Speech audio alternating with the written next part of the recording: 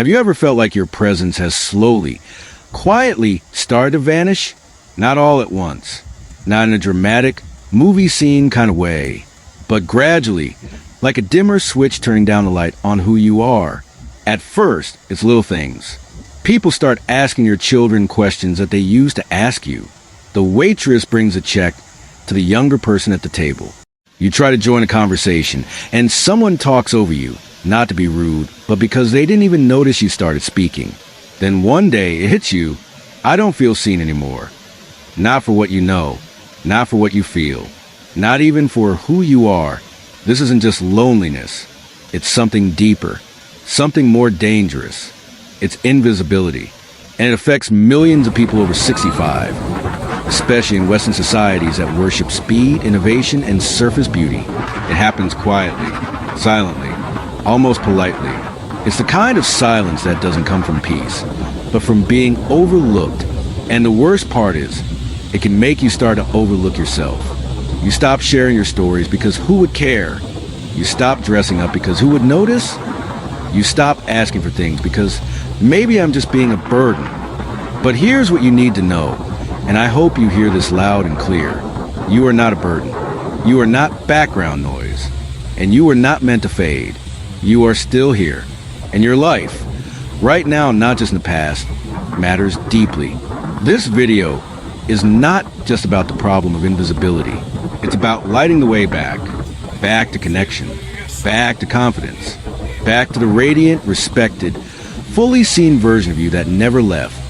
Just got a little quieter. Let's bring that light back together. Point 1, cultural conditioning. Older means lesser. From the time we are young, we are taught, not always through words, but through images, media, and everyday conversation, that aging is something to be avoided, feared, or at the very least hidden. In magazines, wrinkles are corrected. In movies, the wise elder is often reduced to comic relief or a one-dimensional side character. In job ads, the word dynamic quietly signals, we want someone younger.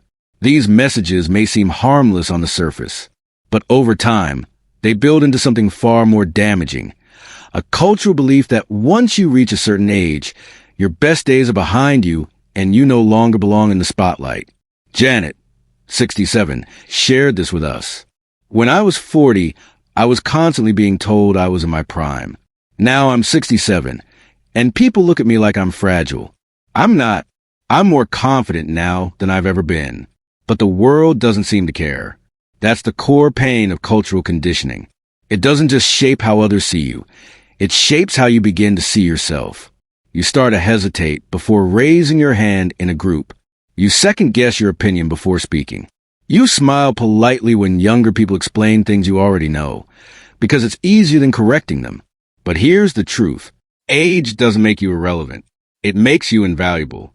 You've lived through decades of change, lost joy, heartbreak, and growth. You carry a kind of intelligence that no degree or algorithm can replicate.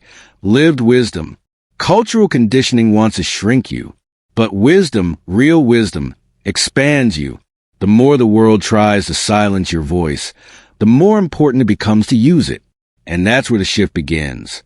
Not by asking the world to hand you your worth, but by refusing to let it take it away. Point 2, retirement and the loss of identity. For many adults, retirement is described as the golden years. No more alarms, no more traffic, no more meetings or deadlines. And yet, for millions of seniors, it doesn't feel golden. It feels hollow. Because beneath the freedom of retirement lies a quiet loss, the loss of identity. For decades, your career gave you more than a paycheck. It gave you structure. It gave you status. And perhaps most importantly, it gave you a sense of purpose. Whether you were a nurse, a mechanic, a manager, a teacher, that role wasn't just what you did. It was who you were. People introduced you as, this is Linda. She works at the hospital.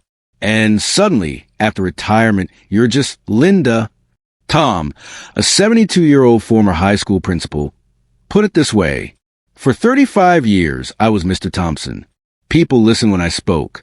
Now I feel like I become invisible, even to myself. I walk into a room, and no one expects anything from me anymore. That lack of expectation can feel like freedom at first, but it can also feel like emptiness. And from that emptiness grows the dangerous illusion, I'm no longer needed. But here's the truth. Retirement isn't the end of your usefulness. It's the start of your evolution. You now have what many younger people don't. Time, experience, perspective, and you get to decide what to do with it. Some find joy in mentoring, others in creating, others in simply giving more time to relationships, causes, or passions they never had time to pursue. Think of retirement not as a retreat from relevance, but as your second debut. The world still needs your voice, just not in the same boardroom or classroom. It may be in a community center, in your grandchildren's lives, in your art, in your stories, or even here, in this very comment section. Your title may be retired, but your impact is just getting started. Point 3, the vanishing of social space.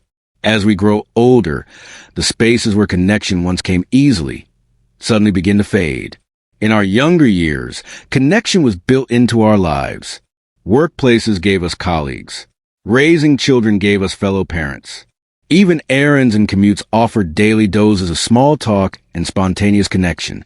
But after retirement, after the kids move out, after routines settle into quiet repetition, the world starts to feel smaller. Not just physically, but socially. Margaret, 75, told us, "Some days, I go the entire day without anyone saying my name out loud. When my husband was alive, we'd have tea together, chat about the news. Now, the house is silent. The phone barely rings." This kind of silence doesn't just fill a room. It fills the heart. It brings with it a haunting question. Does anyone notice that I'm here? And that, right there, is how social invisibility begins. It's not that people don't care. It's that the rhythms of modern life are built around speed, not depth. And unless we intentionally make space for connection, that space often disappears. But here's the good news. You have the power to rebuild it. Not all at once, but one small bridge at a time. Reconnect with someone from your past. A friend, a cousin, even a neighbor you used to chat with across the fence. Join a group, not just to stay busy, but to share space, stories, and laughter.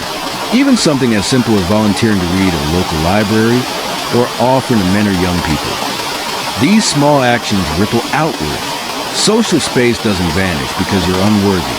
It vanishes when it's left unattended.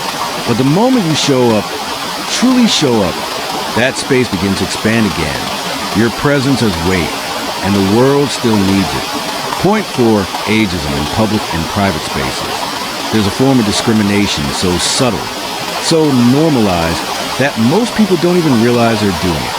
It's not loud, it's not cruel, but it hurts just the same. It's called ageism. And for many over 65, it shows up in the most ordinary moments. You're at a restaurant, and the server only makes eye contact with your adult daughter. Even though you order the meal, you visit the doctor, and they explain everything to your son, as if you weren't sitting right there. You speak in a meeting or group, and people nod politely. Then turn to someone younger, confirm what you just said. James, 69, told us, "I went to buy a car last year. The salesman kept asking my daughter if she thought it was a good fit. Even though I was the one writing the check, I've never felt so dismissed." These aren't isolated incidents. They're symptoms of a culture that equates aging with decline instead of depth. That assumes if your hair is gray, your mind must be slow. That sees your years as something to pity rather than something to respect. But here's what we must remember. You have a right to be heard, not with anger, not with bitterness, but with calm clarity and quiet power. When someone speaks over you, gently say, "I'd like to answer that myself."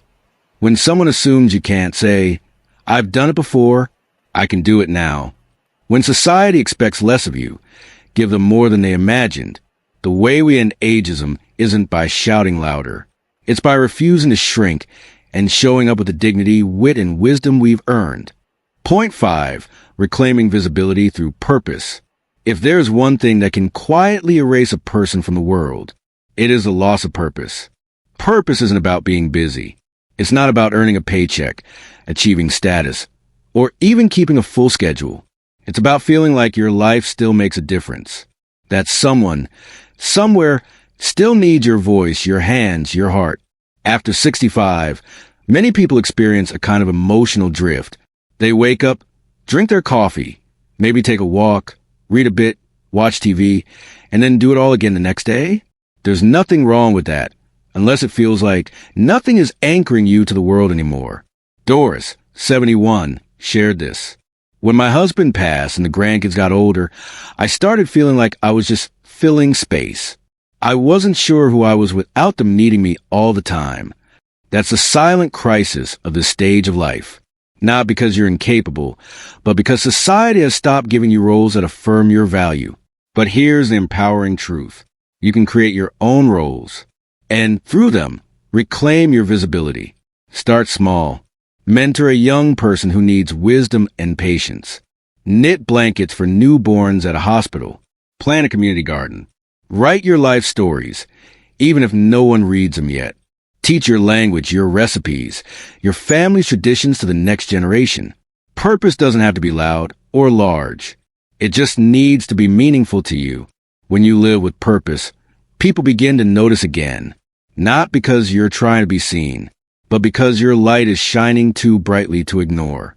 Point 6. Small acts that say, I exist. Sometimes we think reclaiming visibility requires something dramatic, a speech, a comeback, a reinvention. But the truth is, it's often the smallest acts that whisper to the world and to ourselves, I'm still here. Think about it.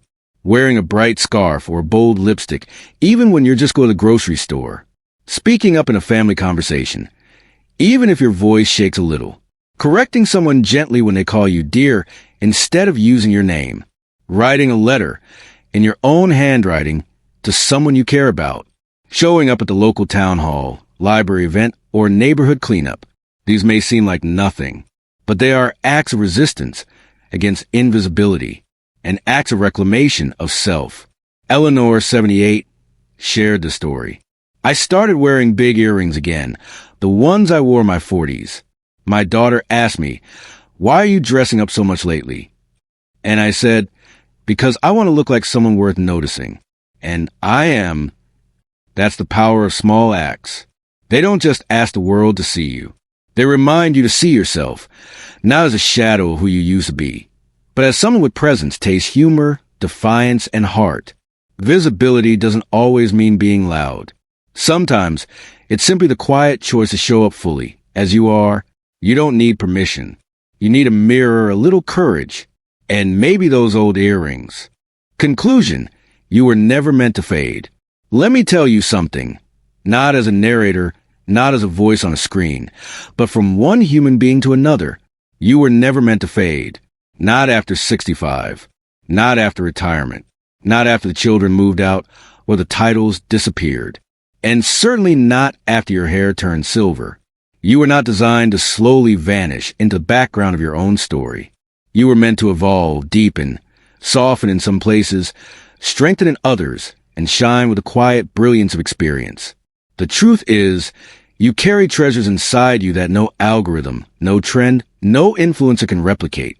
The memory of a world that's changed, the pain of real loss, the resilience of starting over, again and again, the compassion that only comes from having truly lived.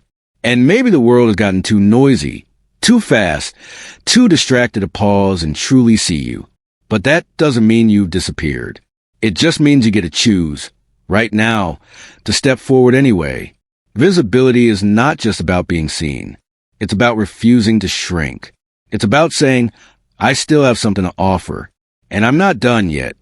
So if this message found you in a quiet moment, let it remind you that your story isn't over. Not even close. In fact, the next chapter might just be the one where you finally stop trying to prove anything and simply start being everything you already are.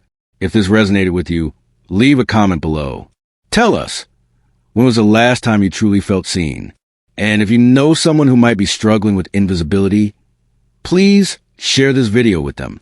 Let's build a world where aging is not a soft exit, but a powerful return.